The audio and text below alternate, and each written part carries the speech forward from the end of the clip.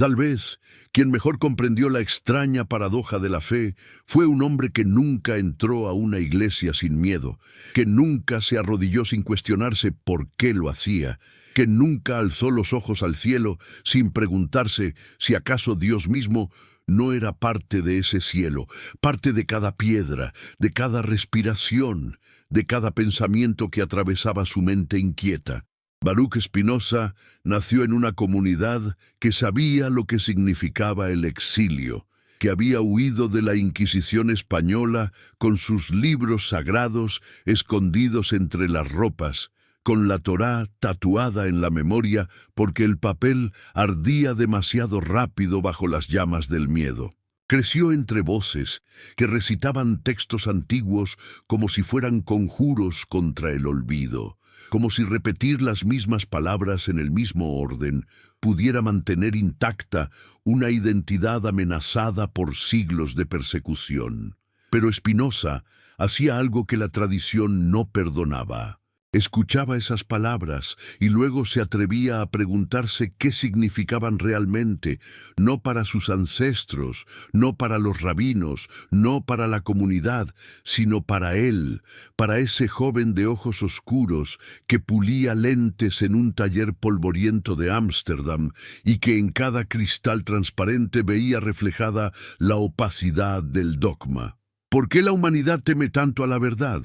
¿No será porque la verdad exige algo que pocos están dispuestos a entregar, la renuncia a las certezas heredadas, a esas creencias que nos llegaron envueltas en el prestigio de lo antiguo, de lo sagrado, de lo incuestionable?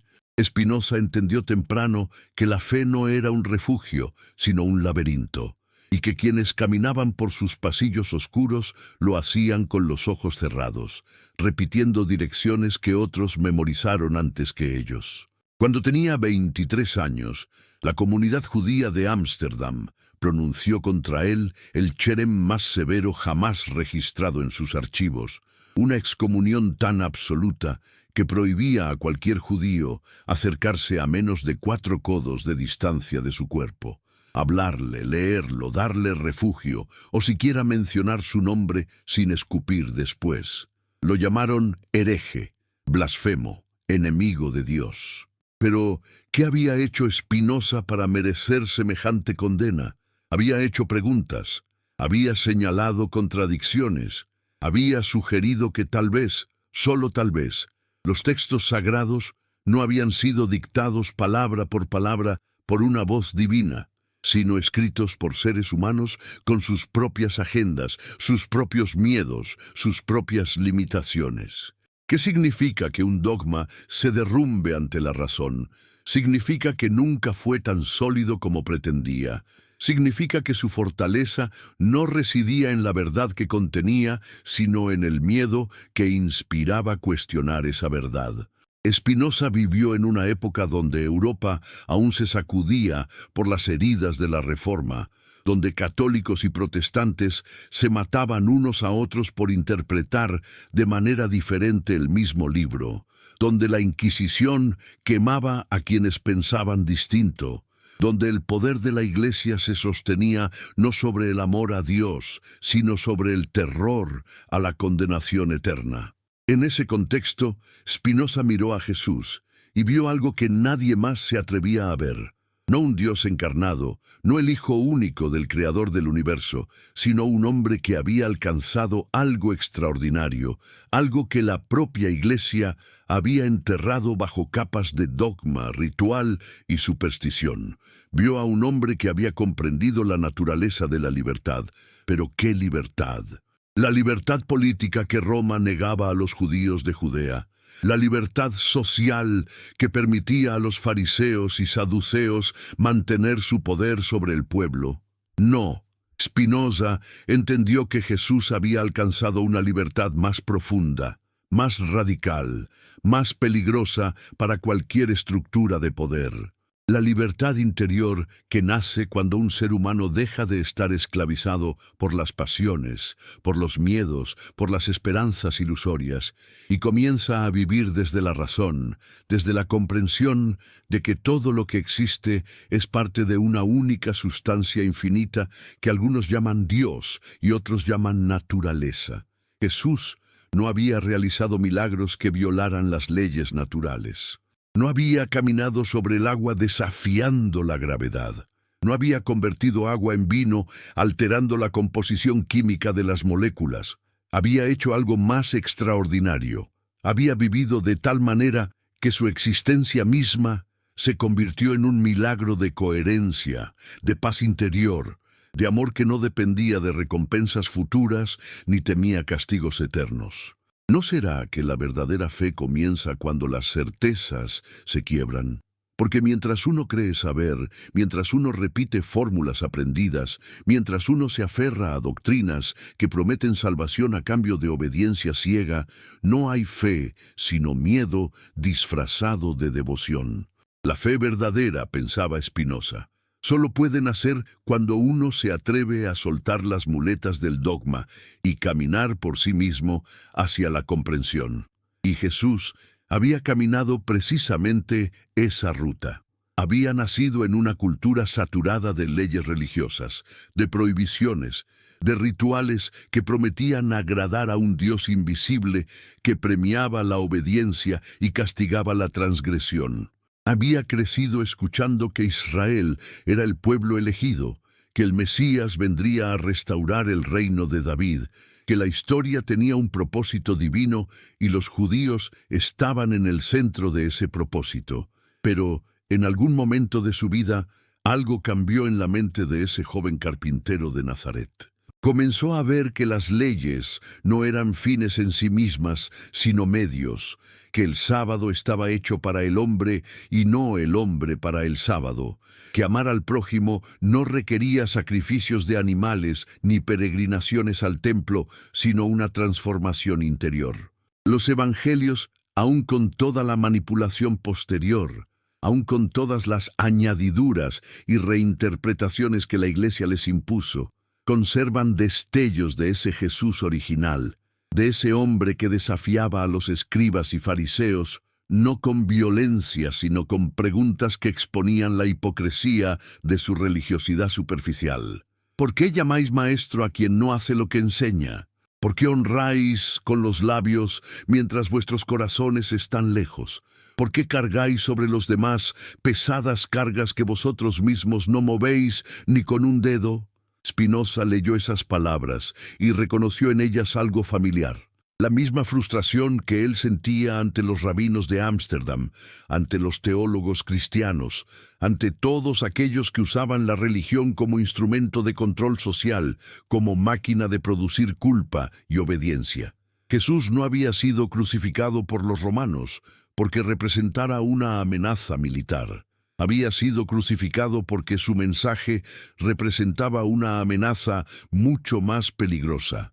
La posibilidad de que cada persona pudiera acceder directamente a la verdad, sin necesidad de intermediarios, sin necesidad de sacerdotes que interpretaran la voluntad divina, sin necesidad de templos que monopolizaran el acceso a lo sagrado. ¿Por qué la Iglesia teme más a las dudas que a las herejías? Porque las herejías pueden ser combatidas, refutadas, quemadas en hogueras públicas que sirven de advertencia para otros. Pero las dudas son como grietas en un muro. Comienzan pequeñas, casi imperceptibles, y luego se expanden hasta que toda la estructura colapsa. Spinoza vio esas grietas en los textos bíblicos que había estudiado desde niño. Vio contradicciones que los comentaristas trataban de explicar con argumentos cada vez más rebuscados. Vio profecías que claramente habían sido escritas después de los eventos que supuestamente predecían. Vio mandamientos que reflejaban las costumbres de pueblos antiguos más que la voluntad eterna de un creador omnisciente. Y se preguntó, ¿qué pasa si estos textos no son revelaciones divinas, sino documentos históricos? ¿Qué pasa si la Biblia es un testimonio de cómo ciertos pueblos concibieron a Dios en diferentes épocas, más que un manual de instrucciones bajado del cielo? ¿Qué pasa si Moisés no escribió el Pentateuco, si los milagros del Éxodo son mitos fundacionales, si los profetas fueron hombres inspirados pero falibles que hablaban desde su propio entendimiento limitado? Estas preguntas no nacían de un deseo de destruir la fe, sino de un amor más profundo por la verdad que cualquier fe ciega podía ofrecer. Spinoza no era un ateo en el sentido moderno del término. No negaba la existencia de Dios. Más bien, negaba la existencia del Dios personal que la tradición judeocristiana había construido. Ese Dios que se enojaba y se arrepentía, que elegía pueblos favoritos y destruía a sus enemigos, que exigía sacrificios y adoración, que prometía recompensas celestiales y amenazaba con tormentos infernales. Ese Dios, pensaba Spinoza, era una proyección humana, una invención psicológica nacida del miedo a la muerte y del deseo infantil de que exista un Padre cósmico que cuide de nosotros. El Dios real, el único Dios que la razón podía aceptar sin contradicciones, era la naturaleza misma en su totalidad, la sustancia infinita de la cual todas las cosas son modos finitos, la causa inmanente que no está separada de sus efectos, la necesidad eterna que gobierna cada evento sin propósito ni voluntad, porque es el ser mismo en su plenitud absoluta. Y Jesús, según Spinoza, había alcanzado la comprensión de este Dios, no a través de revelaciones sobrenaturales, no mediante visiones místicas o éxtasis religiosos, sino a través de la razón, del pensamiento claro, de la meditación sobre la naturaleza de la realidad. Había comprendido que el reino de Dios no estaba en un futuro distante, ni en un lugar celestial separado de este mundo, sino aquí y ahora, en la medida en que un ser humano logra vivir según la razón y no según las pasiones que lo esclavizan. Había comprendido que amar al prójimo no es un mandamiento arbitrario impuesto desde fuera, sino la consecuencia natural de entender que todos somos parte de la misma sustancia, que tu bien y mi bien no están separados, sino conectados, que ayudarte es ayudarme porque la distinción entre tú y yo es menos real de lo que parece. Había comprendido que la muerte no es algo que deba temerse, porque lo que realmente somos, nuestra esencia, es eterno en la medida en que participa de la eternidad de Dios naturaleza. Pero la Iglesia no podía permitir que esta interpretación prevaleciera. Si Jesús era solo un hombre sabio que había alcanzado la iluminación filosófica, ¿qué necesidad había de sacerdotes? ¿Qué autoridad tenían los obispos? ¿Por qué obedecer al Papa? Si la salvación no dependía de creer dogmas específicos ni de participar en sacramentos administrados por una jerarquía eclesiástica, ¿qué justificaba el poder de la Iglesia? Por eso, desde los primeros siglos, los padres de la Iglesia trabajaron incansablemente para construir una doctrina que convirtiera a Jesús en algo más que humano, que lo elevara a la categoría de Dios encarnado, segunda persona de la Trinidad, único mediador entre Dios y los hombres. Por eso se persiguió a los gnósticos que enseñaban que el conocimiento directo podía liberar. Por eso se quemaron evangelios alternativos que presentaban a Jesús de maneras diferentes. Por eso se declararon heréticas todas las interpretaciones que no sometían al creyente a la autoridad eclesiástica. Spinoza conocía esta historia porque la había vivido en carne propia. Conocía el poder del miedo religioso porque lo había experimentado cuando su propia comunidad lo expulsó. Conocía la diferencia entre la fe auténtica y la superstición organizada porque había visto cómo los mismos textos sagrados servían para inspirar actos de amor en algunos y justificar actos de violencia en otros. Y por eso escribió su Tratado Teológico Político, ese libro incendiario que circuló de manera anónima por toda Europa y que contenía ideas tan peligrosas que incluso los pensadores más liberales de su época lo consideraron demasiado radical. En ese libro, Spinoza hizo algo que nadie antes se había atrevido a hacer con tanta claridad y rigor. Analizó la Biblia como si fuera cualquier otro texto histórico, sin concederle ningún privilegio especial, aplicando los mismos métodos críticos que se usaban para estudiar obras clásicas de Grecia y Roma. ¿Y qué encontró? Encontró que los profetas no eran filósofos, sino hombres con imaginaciones vívidas que habían expresado verdades morales simples, usando el lenguaje poético de su época. Encontró que los milagros narrados en las Escrituras o bien tenían explicaciones naturales que los autores no comprendían, o bien eran exageraciones literarias destinadas a impresionar a audiencias crédulas. Encontró que las leyes ceremoniales del judaísmo habían sido diseñadas por Moisés como mecanismos de cohesión social para mantener unido a un pueblo nómada, no como mandamientos eternos aplicables a toda la humanidad.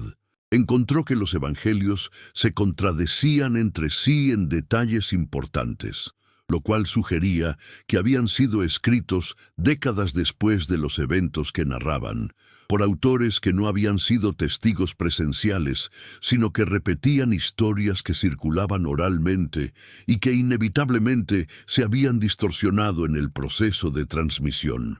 Pero lo más revolucionario que Spinoza encontró, lo más peligroso, lo que realmente justificaba que su libro fuera prohibido y quemado públicamente, era su análisis de la naturaleza de Cristo. Spinoza argumentaba que Jesús había poseído una mente excepcional, que había comprendido verdades que otros no podían comprender, que había vivido de acuerdo con la razón de una manera que pocos humanos logran. En ese sentido, podía decirse que había tenido una relación especial con Dios, pero no una relación sobrenatural, sino una relación de comprensión, similar a la que un matemático excepcional tiene con las verdades matemáticas. Los matemáticos no inventan las verdades que descubren, las reconocen porque su mente está suficientemente desarrollada para percibirlas. Del mismo modo, Jesús no había recibido revelaciones desde fuera, sino que había desarrollado su capacidad racional hasta el punto de percibir verdades sobre la naturaleza de la realidad que otros no podían ver. ¿No será que la verdadera religión no consiste en creer, sino en comprender? ¿No será que Dios no quiere adoradores que repitan oraciones mecánicamente, sino pensadores que desarrollen su capacidad de razonar hasta alcanzar la beatitud del conocimiento? Spinoza proponía que la distinción tradicional entre fe y razón era falsa, que la fe auténtica no contradice la razón, sino que es la razón aplicada a las cuestiones fundamentales de la existencia. Y Jesús, en esta interpretación, no había sido el enemigo de la razón, sino su ejemplar más perfecto, alguien que había alcanzado la libertad interior que nace cuando uno deja de ser esclavo de las pasiones y comienza a vivir desde el entendimiento claro de la necesidad que gobierna todas las cosas. ¿Pero qué significa vivir desde el entendimiento claro de la necesidad? Significa reconocer que todo lo que ocurre no podría haber ocurrido de otra manera, que cada evento es el resultado necesario de causas anteriores, que no existe el libre albedrío en el sentido tradicional de una capacidad de elegir independientemente de las causas que nos determinan. Para la mayoría de la gente, esta idea resulta aterradora porque parece eliminar la responsabilidad moral, porque parece convertirnos en autómatas sin control sobre nuestros propios actos. Pero Spinoza mostraba que ocurre exactamente lo contrario. Cuando comprendemos que nuestras acciones están determinadas por causas que podemos conocer, cuando dejamos de atribuir nuestros impulsos a un misterioso libre albedrío y comenzamos a analizarlos como efectos de causas identificables, Entonces adquirimos el poder de modificar esas causas y por lo tanto de modificar nuestros impulsos. Jesús había alcanzado este nivel de autoconocimiento. Había comprendido que el odio nace del miedo, que el miedo nace de la ignorancia, que la ignorancia puede ser curada con conocimiento. Por eso no odiaba a quienes lo perseguían. Por eso decía: perdónalos porque no saben lo que hacen, incluso mientras lo clavaban en la cruz. No era una virtud sobrehumana, sino una consecuencia natural de su comprensión. Quien entiende por qué una persona actúa mal, no puede odiarla. Del mismo modo que no odiamos a un niño que rompe algo valioso porque aún no tiene la coordinación motora para evitarlo. El odio solo es posible cuando atribuimos las acciones dañinas de otros a su libre voluntad maliciosa, cuando imaginamos que podrían haber actuado diferente si hubieran querido. Pero si comprendemos que sus acciones están determinadas por causas que ellos mismos no controlan completamente, el odio se disuelve y en su lugar aparece o la compasión o simplemente la aceptación serena de lo que es. Esta era la libertad que Jesús había alcanzado. La libertad de no estar controlado por las emociones reactivas que esclavizan a la mayoría de los seres humanos. La libertad de responder a las circunstancias desde la razón en lugar de reaccionar desde el miedo o el deseo. Y esta libertad no requería milagros, no dependía de intervenciones divinas, no exigía que uno naciera con dones especiales.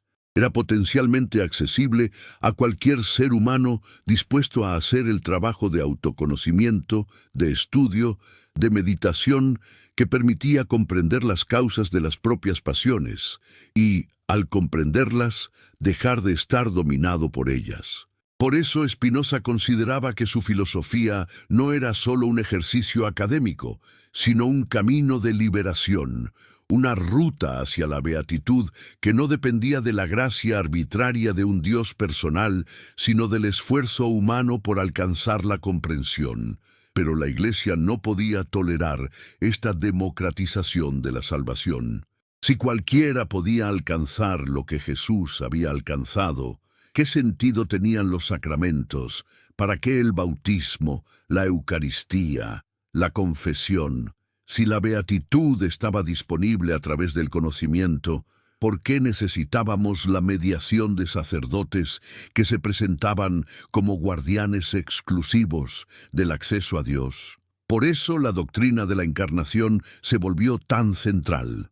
Al declarar que Jesús era Dios hecho hombre, al insistir en que su naturaleza era única e irrepetible, la Iglesia colocaba una barrera infranqueable entre Cristo y el resto de la humanidad. Ya no se trataba de un modelo a imitar, sino de un Salvador al cual adorar. Ya no era alguien cuya sabiduría debíamos buscar, sino alguien cuya gracia debíamos suplicar. El mensaje se transformaba de «aprende a vivir como Jesús vivió», a «cree que Jesús murió por tus pecados y serás salvo». Spinoza veía en esta transformación la corrupción fundamental del cristianismo, el momento en que una enseñanza liberadora se convirtió en una herramienta de dominación, y no era solo el cristianismo. Había visto lo mismo en el judaísmo, donde la Torá, que originalmente había sido una guía para la vida práctica, se había convertido en un código legal tan complejo y lleno de interpretaciones contradictorias que solo los eruditos podían navegarlo, dándoles así poder sobre la vida religiosa de la comunidad. Había visto lo mismo en el Islam, donde el mensaje de unidad y justicia social del profeta Mahoma había sido capturado por dinastías califales que usaban la religión para justificar conquistas imperiales. El patrón era universal. Todas las religiones organizadas tendían hacia la superstición, hacia el reemplazo de la comprensión por el ritual, hacia la elevación de intermediarios entre los creyentes y la verdad. Y tal vez, ustedes que miran esto ahora, desde cualquier rincón del mundo donde los haya llevado el algoritmo, desde cualquier ciudad donde la noche apenas comienza o la mañana ya avanza, tal vez se pregunten por qué estas ideas importan todavía, por qué deberíamos preocuparnos por las controversias filosóficas de un pensador que murió hace más de 3 siglos. Los invito a que escriban en los comentarios desde qué país y ciudad están mirando, qué hora marca su reloj en este instante preciso, porque me gustaría que tomáramos conciencia juntos de que esta búsqueda de verdad no conoce fronteras ni zonas horarias, de que las preguntas que Spinoza hacía siguen resonando en cada lugar donde alguien se atreve a pensar por sí mismo. Y si este video les ha provocado alguna reflexión, alguna inquietud, alguna grieta en las certezas que creían sólidas, compártanlo con alguien cercano, con ese amigo o familiar que también se hace preguntas, que también siente que las respuestas oficiales no satisfacen la sed de comprensión. Compártanlo con el deseo de que reciban bendiciones en su familia, entendiendo que la mayor bendición no es la comodidad de las certezas falsas, sino la incomodidad fértil de las preguntas honestas. Porque, ¿qué ganamos si aceptamos como verdad lo que nunca hemos examinado? ¿Qué valor tiene una fe que colapsa ante la primera pregunta difícil? ¿No será más honesto, más valiente, más digno de nuestra humanidad el camino de la duda que el camino de la obediencia ciega?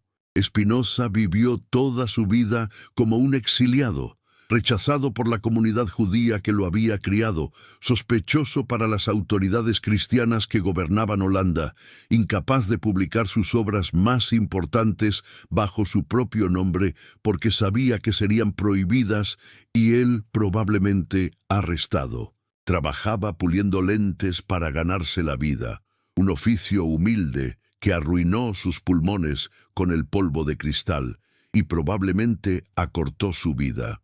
Rechazó ofertas de puestos académicos prestigiosos que habrían requerido que moderara sus ideas o que jurara lealtad a alguna confesión religiosa.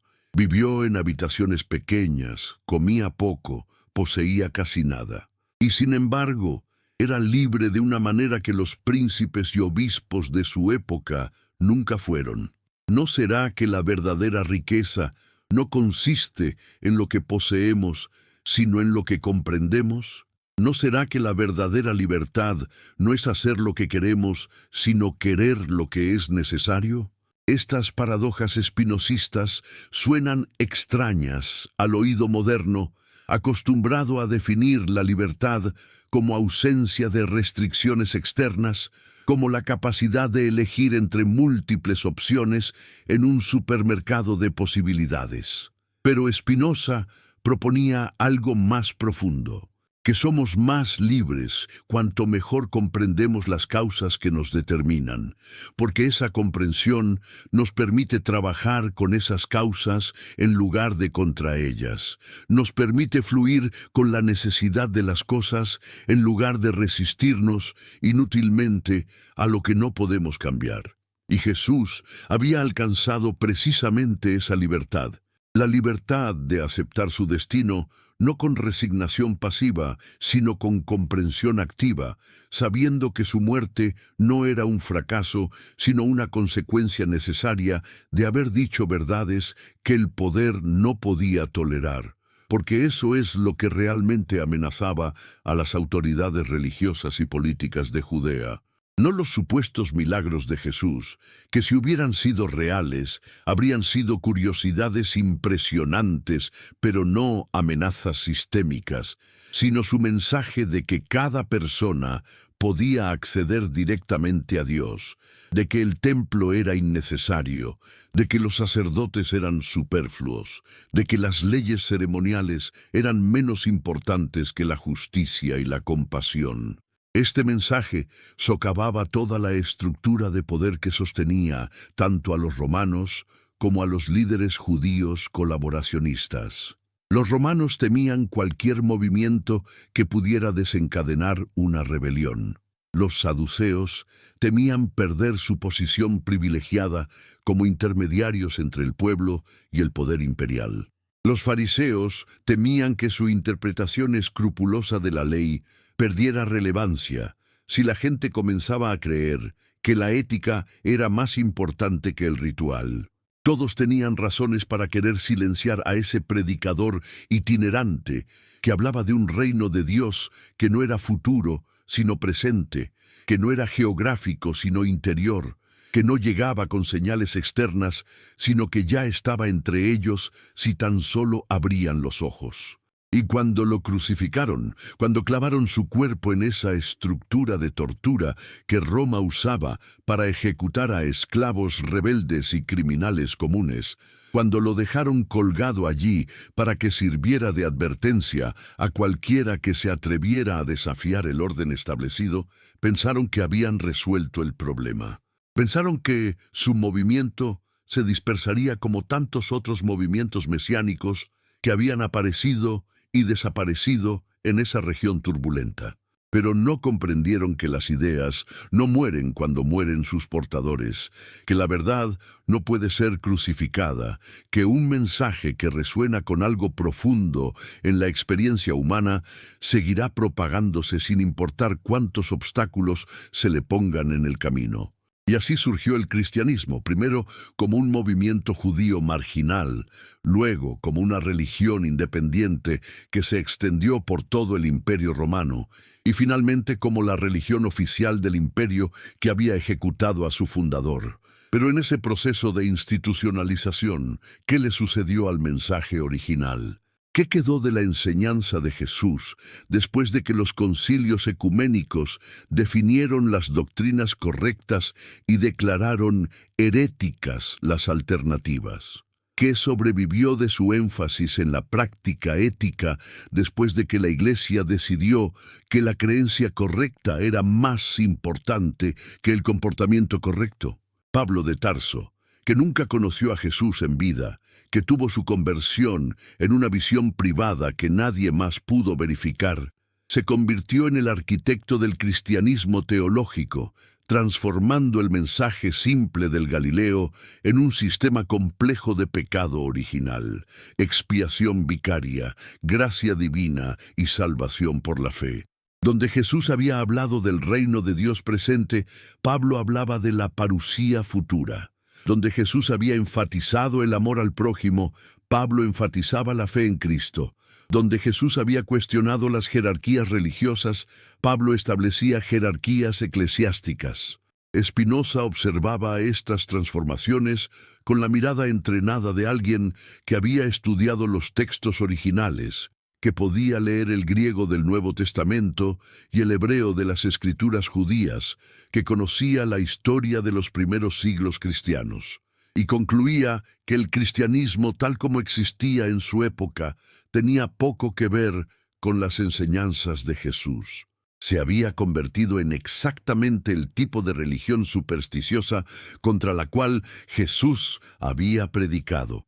Una religión de rituales vacíos, de doctrinas incomprensibles, de amenazas de condenación eterna, de promesas de recompensas celestiales, todo diseñado para mantener a los creyentes en un estado de dependencia infantil respecto a una jerarquía eclesiástica que se presentaba como la única guardiana de la salvación. Y lo más trágico era que usaban el nombre de Jesús para justificar todo esto, que citaban sus palabras sacadas de contexto para defender exactamente las mismas prácticas que él había condenado. ¿Por qué la Iglesia teme más a las dudas que a las herejías? Porque las herejías pueden ser etiquetadas, refutadas, convertidas en enemigos externos contra los cuales unirse. Pero las dudas son internas, son grietas en el propio fundamento, y una vez que comienzan, no hay manera de detenerlas con argumentos de autoridad. Si alguien pregunta, ¿cómo sabemos que la Biblia es la palabra de Dios? No puedes responder porque la Biblia lo dice sin caer en un círculo lógico obvio. Si alguien pregunta, ¿cómo sabemos que la Iglesia interpreta correctamente las Escrituras? No puedes responder porque la Iglesia tiene la autoridad que Cristo le dio, sin primero demostrar que Cristo realmente existió, que realmente dijo lo que los evangelios le atribuyen y que realmente quiso establecer una jerarquía institucional. Y si comienzas a examinar honestamente estas preguntas, si aplicas los mismos estándares de evidencia que aplicarías a cualquier otra afirmación histórica, toda la estructura comienza a tambalearse. Spinoza sabía esto porque lo había vivido. Había comenzado haciendo preguntas sinceras sobre el judaísmo, esperando que sus maestros le dieran respuestas satisfactorias.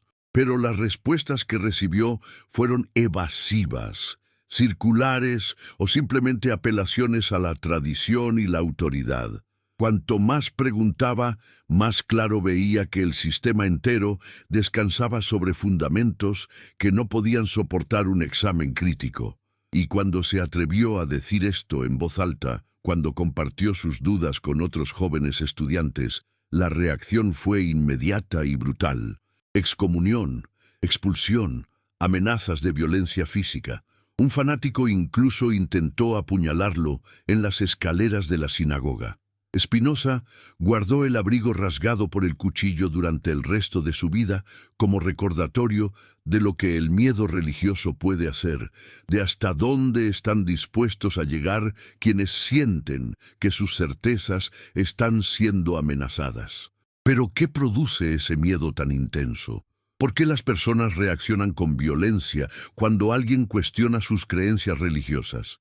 Spinoza proponía que es porque la identidad de muchas personas está completamente entrelazada con sus creencias religiosas, de modo que cuestionar esas creencias se siente como un ataque personal, como una amenaza a su existencia misma.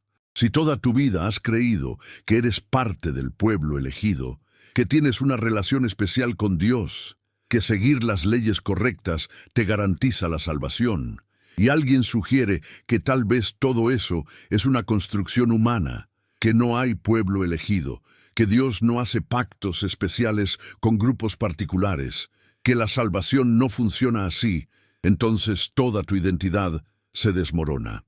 Es más fácil, mucho más fácil, silenciar al mensajero que reconsiderar el mensaje.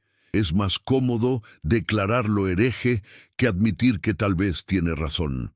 Y así, Spinoza se convirtió en uno de los pensadores más peligrosos de su época, no porque promoviera la violencia o la inmoralidad, sino precisamente por lo contrario, porque su vida era un testimonio viviente de que se podía ser ético, ser bueno, ser sabio, sin necesidad de las religiones organizadas. Quienes lo conocieron personalmente, incluso aquellos que rechazaban sus ideas, admitían que era un hombre de carácter impecable, generoso con los pocos recursos que tenía, paciente en las discusiones, humilde en su modo de vida, dedicado a la búsqueda de la verdad con una integridad que pocas personas lograban. Y eso era más peligroso que 1000 herejías teóricas, porque demostraba que la moralidad no depende de la religión, que uno no necesita creer en el cielo y el infierno para comportarse decentemente, que la ética puede tener fundamentos racionales en lugar de fundamentos sobrenaturales. Esta era precisamente la libertad que Jesús había alcanzado a través de la razón. La libertad de actuar éticamente no por miedo al castigo ni por esperanza de recompensa, sino porque había comprendido que actuar éticamente es actuar de acuerdo con la naturaleza profunda de las cosas, es vivir en armonía con el orden necesario del universo. Cuando Jesús decía, ama a tu prójimo como a ti mismo, no estaba proponiendo un mandamiento arbitrario impuesto desde fuera, sino describiendo una verdad que emerge de la comprensión de que todos somos parte de la misma realidad, que el bien de cada parte está conectado con el bien del todo. No era una obligación moral, sino una percepción de lo que realmente somos. Y quien alcanza esa percepción deja de necesitar reglas externas, deja de necesitar amenazas de castigo o promesas de recompensa, porque actúa naturalmente de manera ética, así como una planta crece naturalmente hacia la luz. La historia guarda silencio sobre muchas cosas, pero sobre algunas guarda un silencio tan denso, tan cargado de intención, que ese mismo silencio se vuelve elocuente, grita desde el vacío donde deberían estar las palabras, donde deberían estar los documentos, donde deberían estar las múltiples versiones de eventos que sabemos fueron controversiales en su momento, pero que llegaron hasta nosotros, pulidos, editados, depurados de toda ambigüedad que pudiera sembrar dudas en las mentes de los creyentes. ¿Qué significa que un dogma se derrumbe ante la razón? Significa que nunca fue tan sólido como pretendía, que su aparente solidez era performance, teatro, el resultado de siglos de repetición hasta que la familiaridad se confunde con la verdad. Spinoza entendió que su tarea no era atacar la religión, sino algo más sutil y más subversivo. Revelar los mecanismos psicológicos y sociales que permiten que las religiones funcionen, exponer la maquinaria que convierte el miedo en devoción, la ignorancia en fe, la obediencia en virtud. Porque ¿qué es la fe sino un nombre bonito para la renuncia al pensamiento crítico? ¿Qué es la devoción sino una forma de dependencia psicológica disfrazada de virtud espiritual? ¿Qué es la obediencia a la autoridad religiosa, sino el mismo mecanismo que permite que funcionen las tiranías políticas, trasplantado al ámbito de las creencias? Estas preguntas no son nuevas, pero Spinoza las planteaba con una claridad y un rigor que las hacían ineludibles. No era suficiente decir, la Iglesia abusa de su poder. Era necesario explicar por qué las personas permiten ese abuso, qué necesidades psicológicas satisface la religión organizada que hace que incluso personas inteligentes y educadas se sometan voluntariamente a doctrinas que contradicen su propia experiencia y su propio razonamiento. La respuesta que Spinoza desarrolló era tanto psicológica como metafísica. Psicológicamente, argumentaba que la mayoría de las personas vive dominada por lo que él llamaba las pasiones, emociones reactivas como el miedo, la esperanza, el odio, la envidia, que surgen de nuestra imaginación más que de nuestro entendimiento. Cuando imaginamos que algo malo podría sucedernos en el futuro, experimentamos miedo. Cuando imaginamos que algo bueno podría sucedernos, experimentamos esperanza. Y estas dos emociones, miedo y esperanza, son las que las religiones explotan más efectivamente. Miedo a la muerte, miedo al castigo divino, miedo a la exclusión social. Esperanza de salvación, esperanza de vida eterna, esperanza de recompensas celestiales. Toda la estructura de la religión organizada descansa sobre mantener a las personas oscilando entre estos dos polos, nunca lo suficientemente seguras como para dejar de necesitar la mediación de la institución religiosa. Pero, ¿qué pasa con alguien que logra trascender las pasiones y vivir desde el entendimiento? Esa persona deja de estar controlada por el miedo y la esperanza, porque comprende que todo lo que ocurre es necesario, que preocuparse por el futuro es inútil, porque el futuro será lo que tiene que ser, que la muerte no es algo que deba temerse, porque es simplemente la transición de un modo de existencia a otro.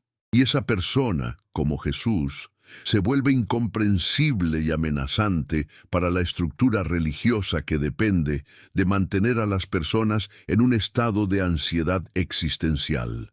Porque si suficientes personas alcanzaran ese nivel de comprensión, si suficientes personas dejaran de temer la muerte y de esperar recompensas celestiales, ¿qué poder tendría entonces la Iglesia? ¿Con qué amenazarían a quienes ya no temen el infierno? ¿Qué prometerían a quienes ya no necesitan el cielo porque han encontrado la beatitud en la comprensión misma? Spinoza veía en los evangelios, a pesar de todas las distorsiones y añadiduras posteriores, destellos de un Jesús que había alcanzado precisamente ese estado. Un Jesús que no temía a la muerte hasta el punto de predecir su propia ejecución y caminar voluntariamente hacia ella. Un Jesús que no odiaba a sus enemigos, sino que los compadecía. Un Jesús que no necesitaba rituales elaborados ni oraciones largas, porque vivía en un estado de conexión constante con lo que llamaba el Padre, término que Spinoza interpretaba como la sustancia infinita, la totalidad de lo que existe, Dios naturaleza. Cuando Jesús decía, "El Padre y yo somos uno", no estaba afirmando una identidad metafísica única, como la Iglesia luego interpretaría en la doctrina de la Trinidad, sino expresando la experiencia de alguien que ha comprendido su propia naturaleza como un modo finito de la sustancia infinita, alguien que ya no experimenta la separación ilusoria entre el yo y el todo. Esta interpretación era herética no solo para el cristianismo, sino también para el judaísmo y el islam. Para cualquier religión monoteísta que insistiera en la distinción absoluta entre creador y criatura, entre Dios y mundo, entre lo sagrado y lo profano. Spinoza estaba proponiendo una forma de panteísmo, aunque él no usaba ese término, en la cual Dios no es un ser separado que crea el mundo desde fuera, sino la realidad misma en su totalidad, de la cual todas las cosas particulares son manifestaciones finitas. En esta visión, no hay milagros porque todo es milagro o nada lo es. No hay división entre natural y sobrenatural porque la naturaleza es divina y lo divino es natural. No hay distinción entre el reino de Dios y este mundo, porque el reino de Dios es este mundo comprendido correctamente. Y Jesús, según Spinoza, había comprendido esto. Había alcanzado lo que en las tradiciones orientales se llamaría iluminación, lo que en la filosofía griega se llamaría sabiduría, lo que Spinoza llamaba beatitud, ese estado de la mente que resulta de la comprensión clara de la naturaleza de la realidad. No era un estado místico que requería éxtasis o visiones sobrenaturales, aunque podía venir acompañado de experiencias intensas.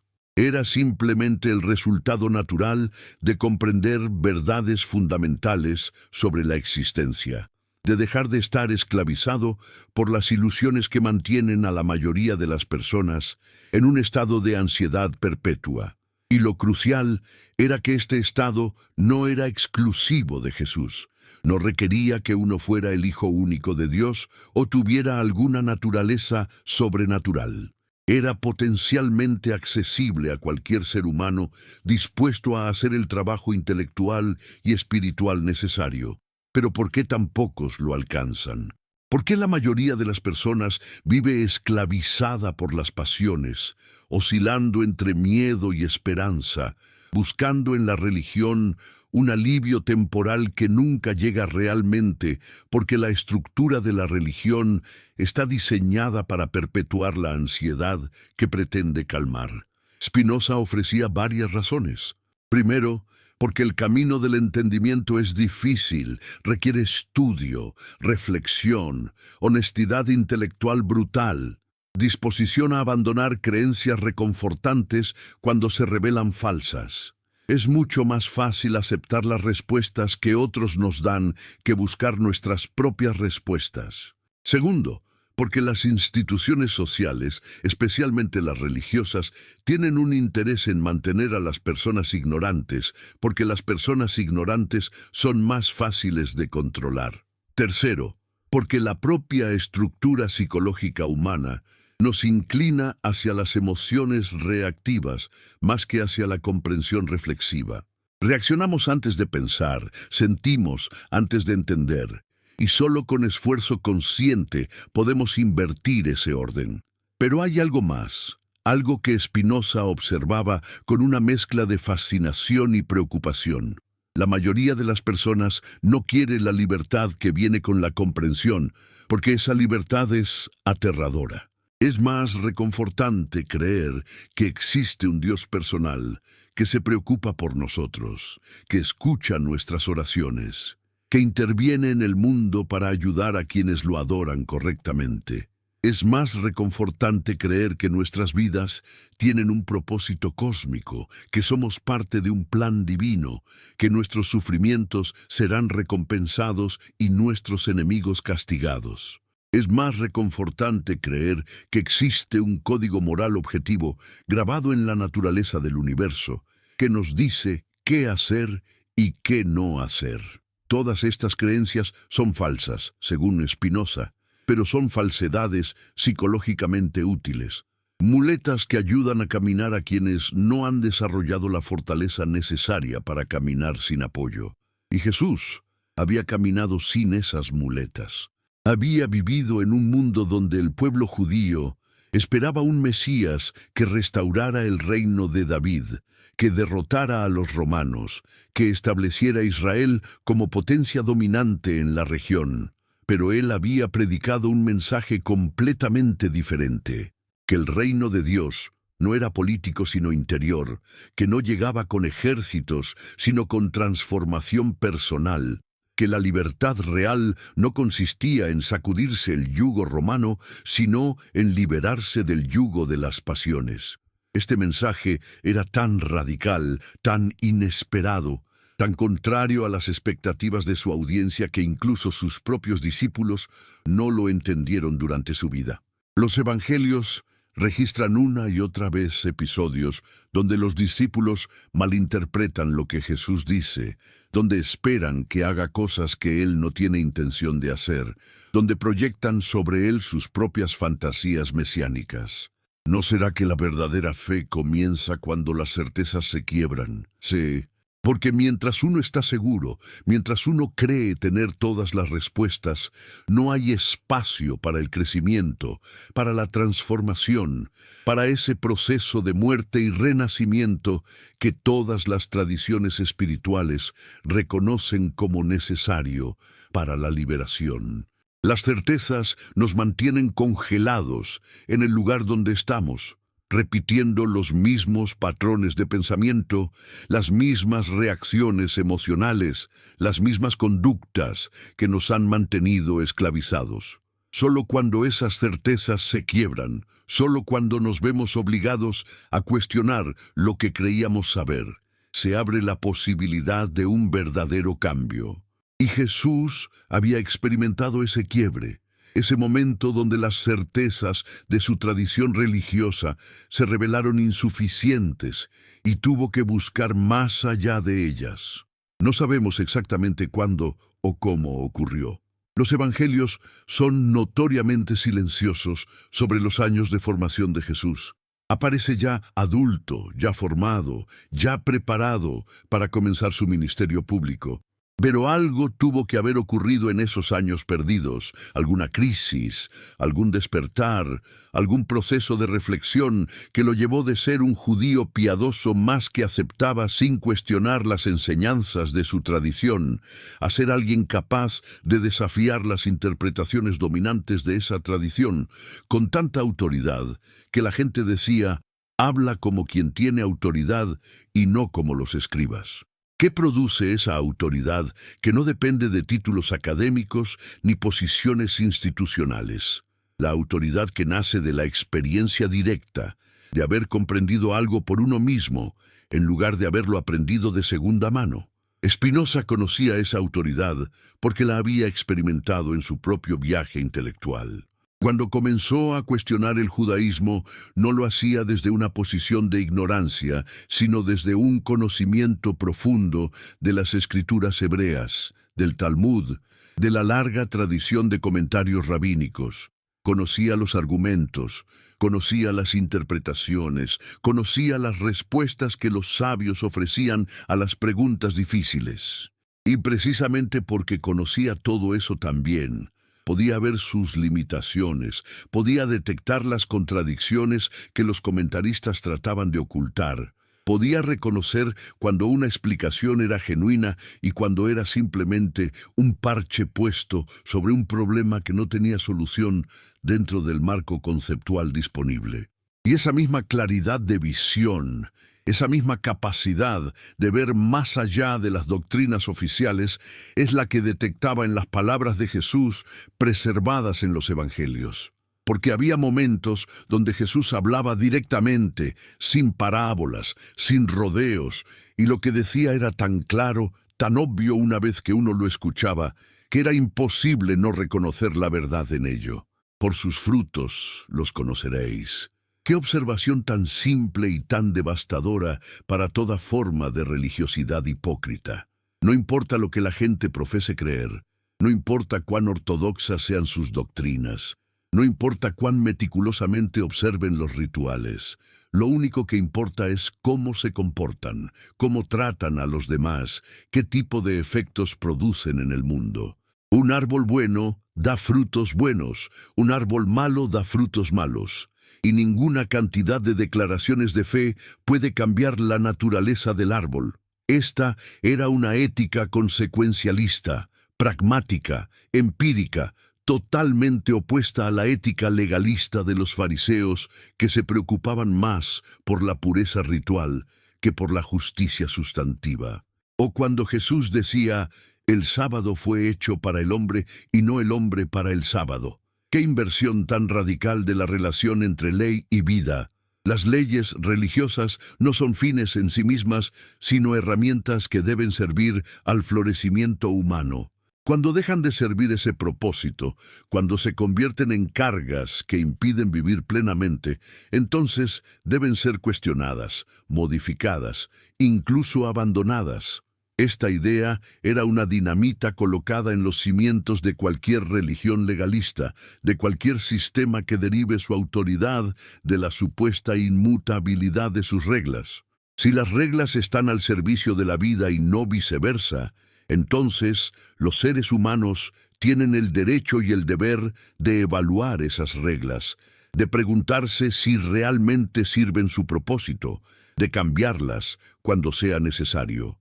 Spinoza aplicaba este mismo principio crítico a todas las leyes ceremoniales del judaísmo. Argumentaba que habían sido útiles en su momento histórico como mecanismos de cohesión social para un pueblo nómada que necesitaba mantener su identidad en medio de naciones más poderosas.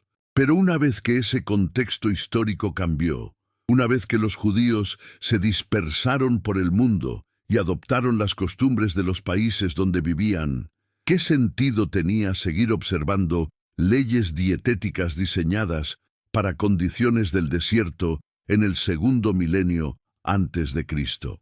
¿Qué sentido tenía circuncidar a los niños varones como señal de un pacto con un Dios que supuestamente había elegido a Israel sobre todas las demás naciones, cuando la historia claramente demostraba que Israel no había tenido mejor suerte que otros pueblos y de hecho había sufrido conquistas, destrucciones y exilios repetidos?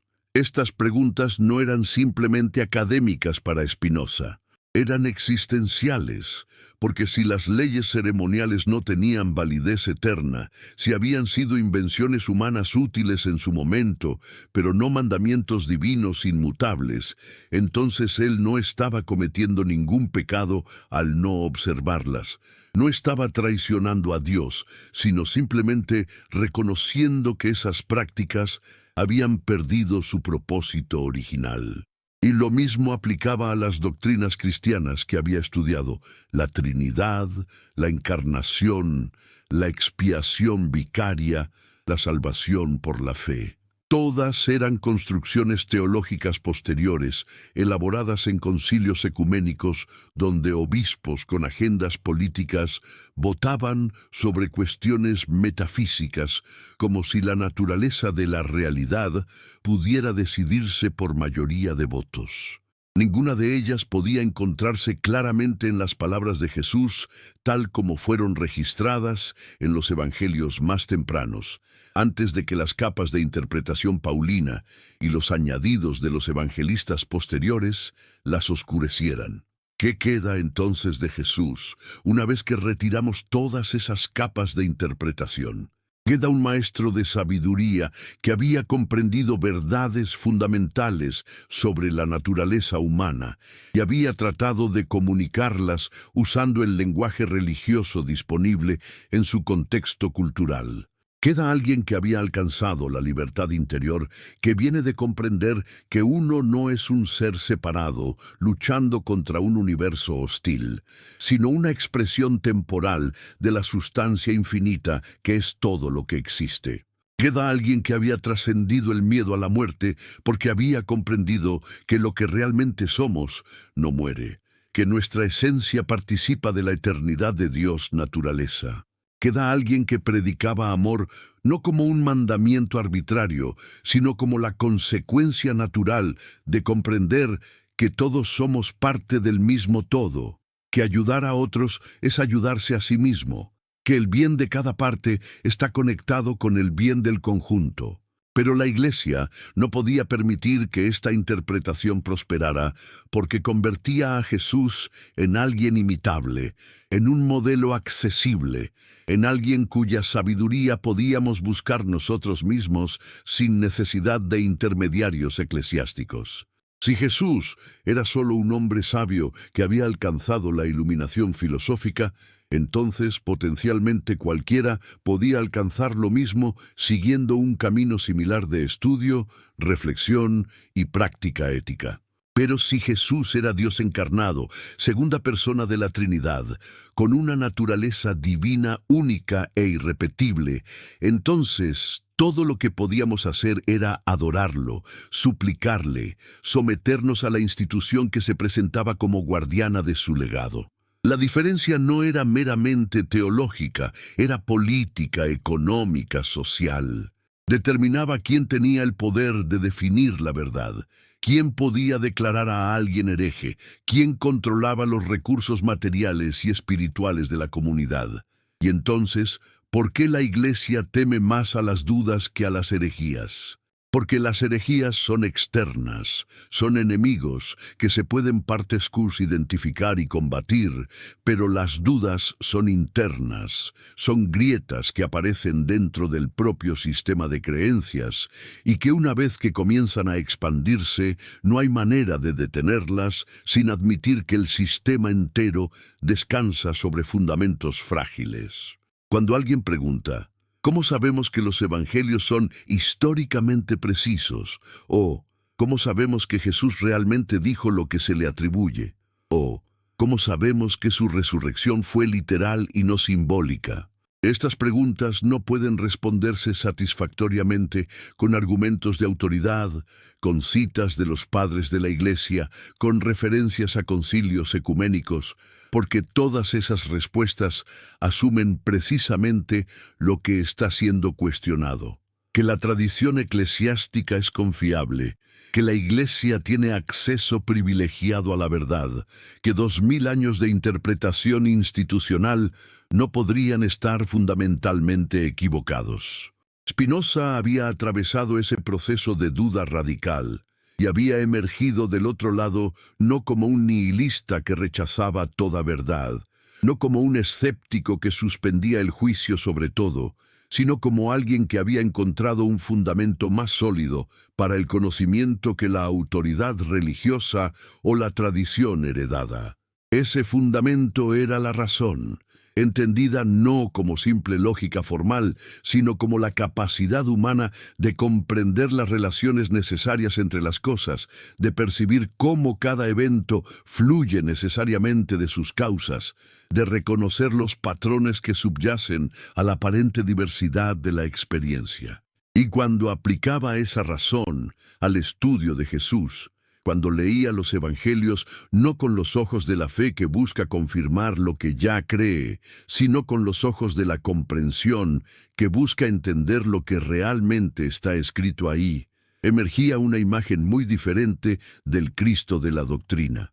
Emergía un Jesús profundamente humano, alguien que sentía, que dudaba, que luchaba con las mismas preguntas existenciales que atormentan a toda conciencia reflexiva. Los evangelios preservan momentos de esa humanidad, incluso después de siglos de edición teológica.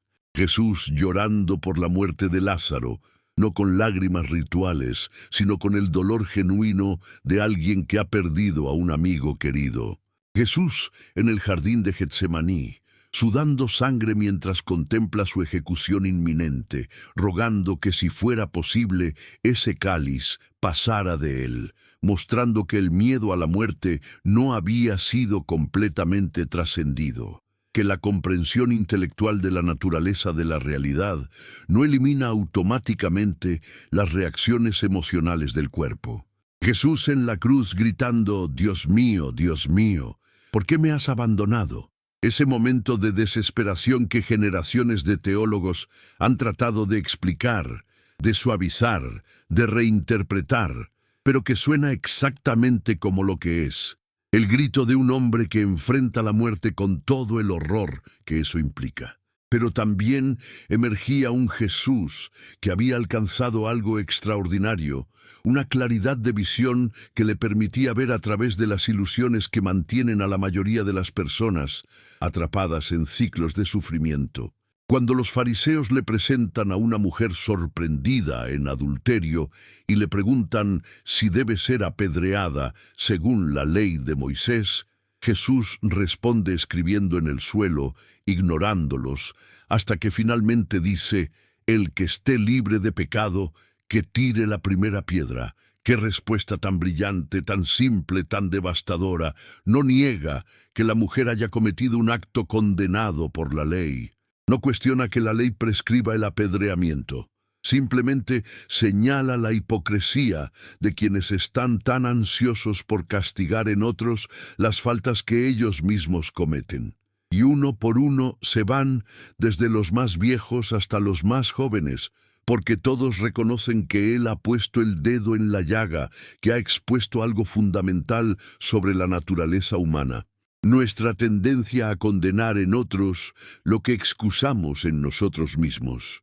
Esta era la autoridad que Spinoza reconocía en Jesús. No la autoridad institucional de un cargo eclesiástico, no la autoridad sobrenatural de una naturaleza divina, sino la autoridad que viene de haber comprendido profundamente el funcionamiento de la psique humana, de haber alcanzado un nivel de autoconocimiento que permite ver con claridad los mecanismos de la hipocresía, de la proyección, de la negación que todos usamos para proteger nuestro ego, de confrontar verdades incómodas sobre nosotros mismos. Y esa comprensión no era milagrosa, no requería que Jesús tuviera acceso sobrenatural a los pensamientos de los demás. Simplemente requería que hubiera hecho el trabajo de examinar sus propios pensamientos con honestidad brutal, de reconocer en sí mismo las mismas tendencias que veía en otros, de comprender que todos los seres humanos compartimos la misma estructura psicológica básica con sus mismas debilidades y potencialidades.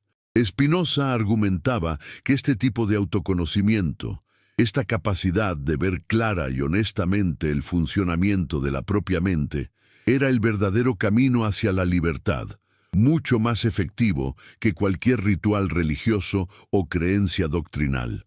Porque las pasiones que nos esclavizan, los miedos y deseos que nos arrastran de un lado a otro como barcos sin timón en una tormenta, solo pueden ser superados cuando son comprendidos, cuando podemos ver exactamente cómo surgen, qué las alimenta, qué las perpetúa.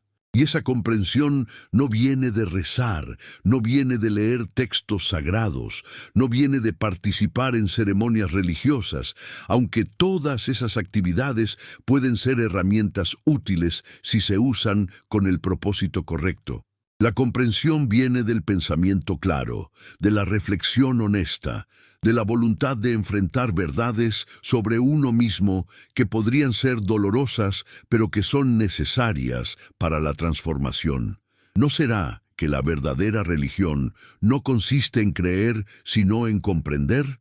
¿No será que Dios no quiere creyentes que repitan fórmulas memorizadas, sino pensadores que desarrollen su capacidad de razonar hasta alcanzar la sabiduría? Esta era la conclusión radical a la que Spinoza llegaba, que la distinción tradicional entre fe y razón era falsa, que fe auténtica y razón auténtica no podían contradecirse porque ambas apuntaban hacia la misma verdad. Cuando la razón correctamente aplicada llegaba a una conclusión, y la fe aparentemente exigía creer lo contrario, entonces o la razón se había equivocado en su aplicación, o la supuesta enseñanza de fe había sido malinterpretada. No podía haber conflicto real entre ellas, porque la verdad es una, y si Dios existe entonces, Dios es la verdad misma, y la verdad no puede contradecirse a sí misma. Pero esta unificación de fe y razón requería redefinir radicalmente lo que significaba tener fe. Ya no podía significar creer proposiciones sin evidencia, aceptar doctrinas porque la autoridad las enseñaba, someter el intelecto a revelaciones que desafiaban el sentido común. Tenía que significar algo más parecido a confianza en el orden racional del universo, disposición a seguir el argumento hacia donde condujera, sin importar cuán incómodas fueran las conclusiones. Compromiso con la verdad, incluso cuando esa verdad destruyera creencias queridas.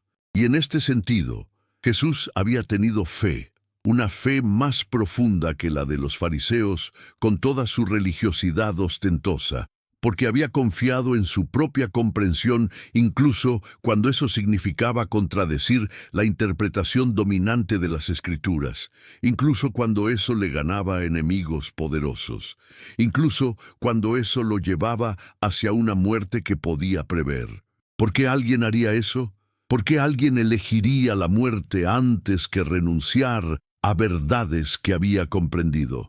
Los evangelios presentan la respuesta en términos de sacrificio redentor, de que Jesús murió por nuestros pecados, de que su sangre era necesaria para expiar la culpa de la humanidad. Pero Spinoza veía esto como una interpretación posterior, una teología sacrificial que Pablo y los evangelistas posteriores habían impuesto sobre eventos que originalmente tuvieron un significado diferente. Jesús no murió porque Dios requiriera un sacrificio sangriento para aplacar su ira contra los pecadores.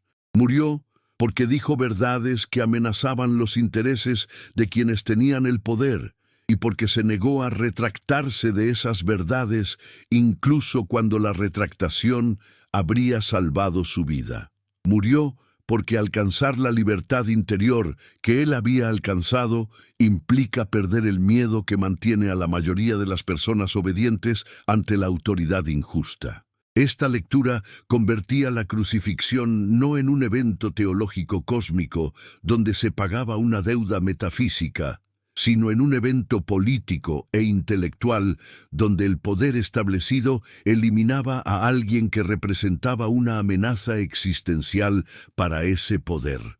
Y la resurrección, si es que ocurrió algo que pudiera llamarse resurrección, no era la revivificación literal de un cadáver en violación de todas las leyes naturales, sino algo más sutil, la supervivencia de las ideas de Jesús en las mentes de sus seguidores, la continuación de su influencia después de su muerte física, la demostración de que la verdad no puede ser crucificada porque no es un cuerpo material que pueda ser destruido. Pablo había tenido razón, aunque por razones equivocadas, cuando decía: si Cristo no resucitó, vana es nuestra fe. No porque la salvación dependiera de un evento milagroso, sino porque si las ideas de Jesús habían muerto con él, si no había logrado transmitir su comprensión a otros que pudieran continuarla, entonces realmente había fracasado en su misión. Pero no había fracasado, había logrado algo extraordinario. Plantar semillas de comprensión en mentes lo suficientemente receptivas como para que esas semillas germinaran, crecieran, se propagaran. Esas semillas eran ideas simples pero radicales, que el amor es más poderoso que el odio, que la comprensión es más liberadora que la obediencia ciega, que cada persona tiene acceso directo a la verdad sin necesidad de intermediarios institucionales, que el reino de Dios no es un lugar futuro, sino una forma de ser en el presente. Y aunque la Iglesia Había tratado de capturar esas ideas, de domesticarlas, de convertirlas en doctrinas que reforzaran su propia autoridad. Las ideas mismas conservaban su poder subversivo para cualquiera que se tomara el tiempo de leerlas con ojos no condicionados por siglos de interpretación oficial. Spinoza era ese lector.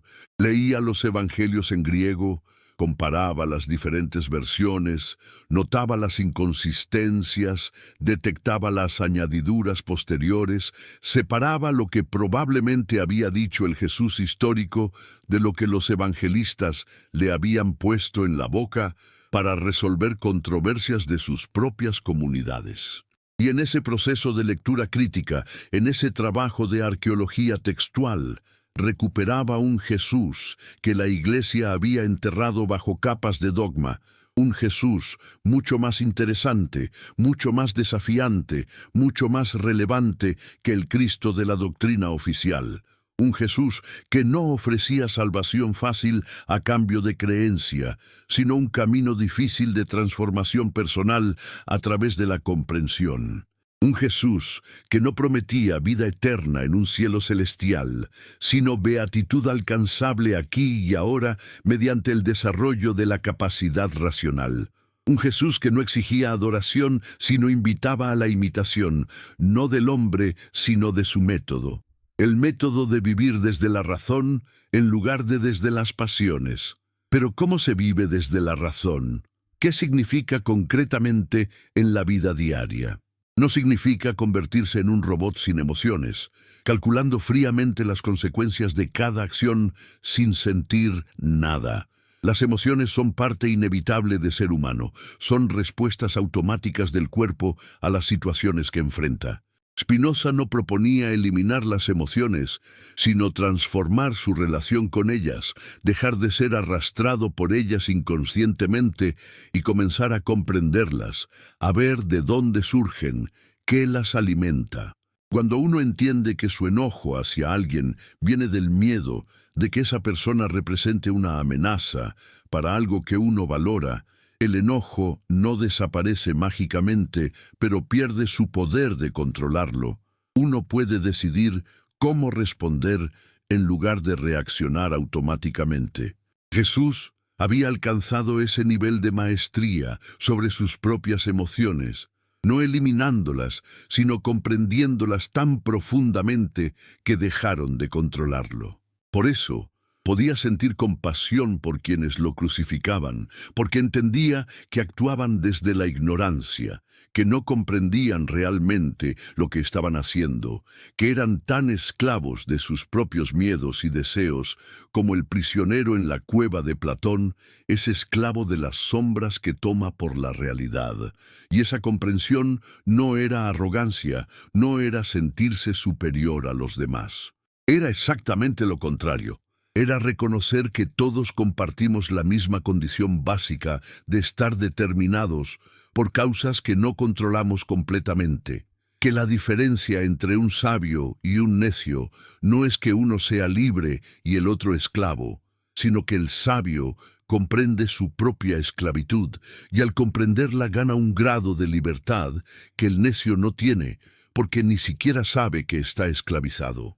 Esta paradoja estaba en el corazón de la filosofía de Spinoza. Somos completamente determinados por las leyes de la naturaleza. Cada uno de nuestros pensamientos y acciones es el resultado necesario de causas anteriores. No existe el libre albedrío en el sentido tradicional de una capacidad de elegir independientemente de esas causas. Y sin embargo, mediante la comprensión de esas causas, mediante el desarrollo de nuestro conocimiento, alcanzamos una forma de libertad que consiste no en liberarnos de las causas, sino en alinear nuestra voluntad con ellas, en querer lo que la naturaleza hace necesario, en amar el destino que de todas formas no podemos evitar. Esta era la libertad que Jesús había alcanzado. La libertad que lo hacía capaz de aceptar su crucifixión, no con resignación pasiva, sino con aceptación activa, sabiendo que era la consecuencia necesaria del camino que había elegido, que no había manera de decir las verdades que había dicho sin provocar la reacción que provocó. Pero la Iglesia no podía enseñar esta libertad, porque era demasiado peligrosa, porque implicaba que cada persona tenía el potencial de alcanzar lo que Jesús había alcanzado, que no había necesidad de sacramentos administrados por sacerdotes, que no había necesidad de intermediarios entre el creyente y Dios, que la salvación no era algo que la Iglesia pudiera dar o quitar, sino algo que cada persona debía alcanzar mediante su propio esfuerzo de comprensión. Por eso construyeron la doctrina del pecado original, esa idea de que todos nacemos contaminados por el pecado de Adán, que nuestra naturaleza está corrupta desde el principio, que somos incapaces de salvarnos por nuestros propios medios y dependemos absolutamente de la gracia divina que la Iglesia administra a través de sus sacramentos. Esta doctrina era perfecta para mantener a la gente en dependencia perpetua de la institución eclesiástica, para garantizar que siempre necesitaran lo que solo la Iglesia podía dar. Spinoza veía esta doctrina como una de las supersticiones más perniciosas que el cristianismo había desarrollado. ¿Cómo podía un Dios justo condenar a toda la humanidad por el pecado de un solo hombre que había vivido miles de años atrás? ¿Cómo podía ser que los bebés nacieran ya culpables de algo que no habían hecho? ¿Qué clase de Padre Celestial amoroso diseñaría un sistema así? La doctrina solo tenía sentido si se entendía no como verdad teológica, sino como herramienta psicológica de control.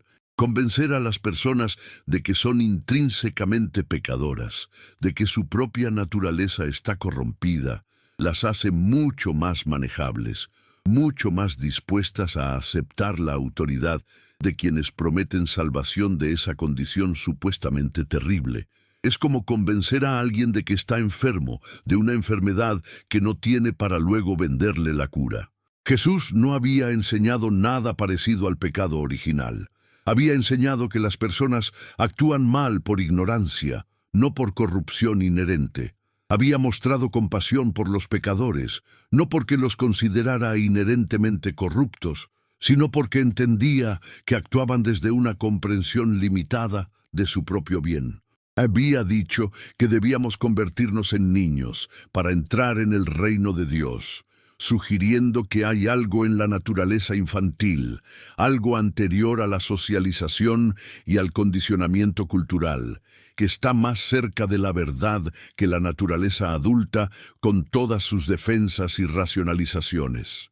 Esta era una visión optimista de la naturaleza humana, no la visión pesimista que la doctrina del pecado original implicaba. Y Spinoza compartía ese optimismo, no en el sentido ingenuo de pensar que los seres humanos son naturalmente buenos y solo la sociedad los corrompe, sino en el sentido más profundo de creer que todos tenemos la capacidad innata de desarrollar nuestra razón, de alcanzar la comprensión, de liberarnos de la esclavitud de las pasiones. Esa capacidad puede estar más o menos desarrollada en diferentes personas, puede ser sofocada por la educación represiva o la propaganda religiosa, pero nunca puede ser completamente destruida. Siempre existe la posibilidad de despertar, de comenzar a pensar por uno mismo, de cuestionar las creencias heredadas. Y esa posibilidad es lo que hace que la filosofía valga la pena, lo que justifica el esfuerzo de escribir libros que la mayoría no leerá, de articular ideas que la mayoría rechazará, de plantar semillas de comprensión que tal vez germinarán en generaciones futuras, incluso si no germinan en la presente. Esta era la fe que Spinoza tenía, no fe en un Dios personal que intervendría milagrosamente para salvar a la humanidad, sino fe en el poder de la razón humana cuando finalmente se libera de las cadenas de la superstición y el miedo. Y veía en Jesús a alguien que había tenido esa misma fe, que había confiado en que la verdad eventualmente prevalecería, incluso si en el corto plazo fuera rechazada, que había sembrado semillas sabiendo que no vería la cosecha, pero confiando en que otros la verían. Los evangelios conservan esa confianza en las parábolas del reino. El reino de Dios es como una semilla de mostaza, la más pequeña de todas las semillas, pero cuando crece se convierte en un arbusto grande donde los pájaros hacen sus nidos. El reino es como la levadura que una mujer mezcla con 3 medidas de harina hasta que todo queda fermentado. Imágenes de crecimiento orgánico, de transformación gradual, de cambios que comienzan pequeños, pero eventualmente transforman todo. ¿No será que el reino de Dios que Jesús predicaba no era un evento apocalíptico futuro, sino un proceso de transformación que ya había comenzado, que continuaría expandiéndose a medida que más personas comprendieran lo que él había comprendido, que se realizaría completamente solo cuando la humanidad entera alcanzara el nivel de conciencia que él había alcanzado? Esta interpretación convertía el reino de Dios de una promesa escatológica en un proyecto histórico, de algo que esperábamos pasivamente en algo que debíamos construir activamente mediante nuestro propio desarrollo intelectual y moral. Y si esto era correcto, entonces el Mesías que los judíos esperaban, el que vendría a redimir a Israel, no era un Salvador externo, sino la humanidad misma alcanzando su potencial pleno. La especie humana finalmente viviendo según la razón en lugar de según las pasiones que la habían mantenido en conflicto perpetuo durante milenios. Spinoza sabía que esta visión era utópica en el sentido de que probablemente nunca se realizaría completamente, que siempre habría personas que vivieran desde las pasiones en lugar de desde la razón, que siempre habría conflictos y sufrimientos. Pero también sabía que no era necesario que todos alcanzaran la iluminación para que el proyecto valiera la pena, que cada persona que lo lograba contribuía algo valioso a la especie, que la humanidad en conjunto se beneficiaba de tener incluso unos pocos individuos que hubieran alcanzado ese nivel de comprensión. Jesús había sido uno de esos individuos. Spinoza aspiraba a ser otro. Y ambos entendían que lo que importaba no era cuántas personas lo seguirían en su propia época, sino si las ideas que articulaban contenían suficiente verdad como para sobrevivir y seguir influyendo en generaciones futuras. Y aquí estamos, siglos después, todavía discutiendo estas ideas, todavía luchando con las mismas preguntas sobre fe y razón, sobre libertad y determinismo, sobre la naturaleza de Dios y el significado de la existencia humana. ¿No prueba eso que tanto Jesús como Spinoza tuvieron éxito en su misión de plantar semillas que seguirían germinando mucho después de que sus cuerpos físicos se convirtieran en polvo? Los invito nuevamente, donde quiera que estén en este momento, sea que amanezca en alguna ciudad de Asia o que anochezca en algún pueblo de América, a que compartan en los comentarios su ubicación y la hora local, porque quiero que tomemos conciencia de que esta conversación trasciende el espacio y el tiempo, de que las ideas verdaderas no conocen fronteras geográficas ni temporales. Y si algo de lo que han escuchado ha resonado en ustedes, si alguna pregunta ha comenzado a germinar en su mente, compartan este video con alguien que también busca respuestas, con ese amigo o familiar que también se pregunta si acaso la verdad oficial es realmente la verdad completa. Compártanlo como una bendición, como un regalo de preguntas más que de respuestas, porque las preguntas honestas son más valiosas que las respuestas falsas. ¿Qué significa que un dogma se derrumbe ante la razón? Significa que nunca fue tan sólido como pretendía, que su aparente solidez dependía de que nadie lo cuestionara demasiado seriamente, de que la mayoría de las personas aceptara las respuestas oficiales sin exigir realmente que tuvieran sentido. Pero una vez que alguien se atreve a mirar de cerca, Una vez que alguien comienza a hacer las preguntas obvias que todos habían evitado hacer, la fragilidad se hace evidente. Es como el cuento del traje nuevo del emperador. Todos fingían ver el traje magnífico hasta que un niño gritó lo obvio, que el emperador estaba desnudo. Y una vez que alguien dice eso en voz alta, una vez que se rompe el hechizo del autoengaño colectivo, ya no hay manera de volver a creer en el traje invisible. Spinoza fue ese niño que gritó que el emperador estaba desnudo. Y por eso lo odiaron, por eso lo excomulgaron, por eso sus libros fueron prohibidos y quemados, por eso su nombre se convirtió en sinónimo de ateísmo y blasfemia durante siglos. No porque hubiera mentido o engañado, no porque hubiera promovido la inmoralidad o la violencia, sino precisamente porque había dicho verdades que todos podían ver una vez que alguien las señalaba, pero que nadie quería admitir, porque admitirlas habría requerido repensar completamente su visión del mundo, su identidad, su propósito. Es mucho más fácil quemar al mensajero que escuchar el mensaje.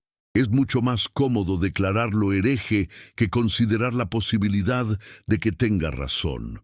Pero la verdad no puede ser quemada, no puede ser excomulgada, no puede ser prohibida por ningún concilio o autoridad. Puede ser suprimida temporalmente, puede ser distorsionada, puede ser enterrada bajo capas de mentiras oficiales, pero eventualmente resurge. Encuentra nuevos portavoces, se adapta a nuevos contextos, continúa su trabajo de erosionar las falsedades hasta que finalmente colapsan bajo su propio peso. Esta es la fe que sostiene a todo pensador que se atreve a cuestionar las ortodoxias dominantes. La fe de que la verdad eventualmente prevalecerá, no porque haya alguna garantía cósmica de ello, no porque Dios intervenga para proteger a quienes dicen verdades, sino simplemente porque la verdad se corresponde con la realidad de una manera que las falsedades no lo hacen. Y esa correspondencia le da una ventaja a largo plazo, incluso si a corto plazo las falsedades parecen más poderosas. Jesús tuvo esa fe, Spinoza tuvo esa fe, y tal vez tú que escuchas esto ahora también puedas comenzar a cultivar esa fe, esa confianza en tu propia capacidad de razonar, de cuestionar, de buscar la verdad sin importar cuán incómodas sean las conclusiones a las que te lleve. Porque al final, ¿qué otra opción tenemos que sea digna de nuestra humanidad? Vivir en la mentira por comodidad. Aceptar creencias heredadas que sabemos que no tienen sentido. Someternos a autoridades que no pueden justificar su autoridad, excepto apelando a tradiciones que ellos mismos inventaron. O atrevernos a pensar por nosotros mismos, a hacer las preguntas difíciles, a caminar el camino solitario de quien busca la verdad, incluso cuando eso significa alejarse del rebaño que pase tranquilamente en los campos de la ignorancia confortable.